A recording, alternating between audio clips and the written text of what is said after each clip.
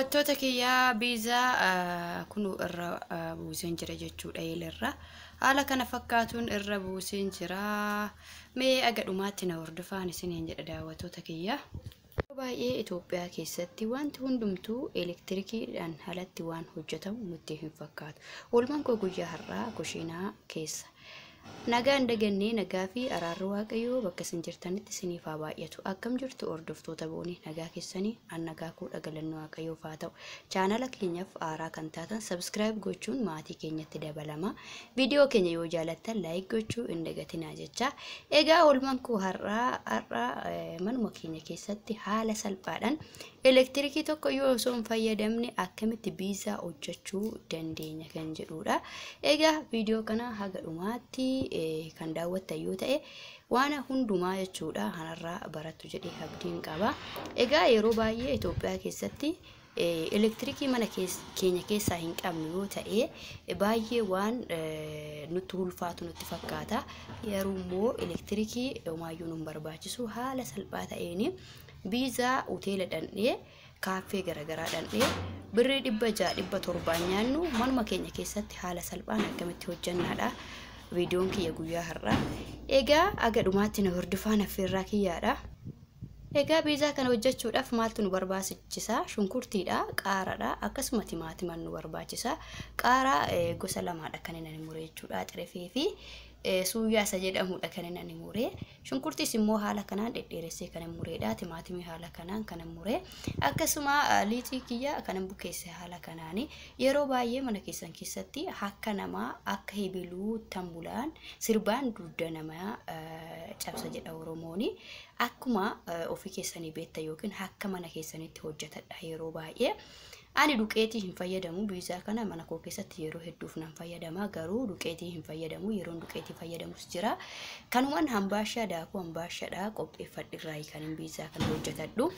Egaa haala salphaadhaan egaa hojjetachuu hin dandeessu wacii osoo ofitti hin baay'isini duqeetii osoo hin bitini daakuu duqeetii kan hambaasharraa daasifattan qabaanan innis biizaa hin hojjetaman isiniin jedha. Egaa asitti immoo jechuudha. Asitti immoo killee firee 3 jechuudha. Firee 3 killee na barbaachisa. Isin firee 4-5 qopheeffachuu hin dandeessu garuu dirqama ani firee 3 yoon fayyadame isinis 3 fayyadamtu jechuu osoo hin ta'in hamma isin barbaachise fayyadamaa isiniin jedha.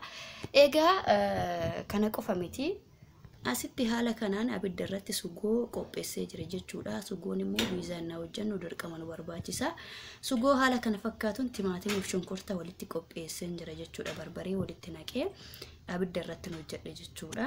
Mee haga xumura viidiyoo kanaatti na wajjin tura. Homaayyuu eelee elektirikiin nu barbaachisu eelee dhuma isa kanaa irratti kanumaan biddeena irratti tolchu kan kushiinaa keessaa eelee ibidda irratti hojjedha biizaa kana homaa waan nama rakkisu miti. Daawwattoota koo biizaan kiyyaa kana fakkaata haala bareedaadhaan naaf bahee jira jechuudha. Dhugaa dubbachuudhaaf mana kana keessatti yeroo hedduu nan hojjedha.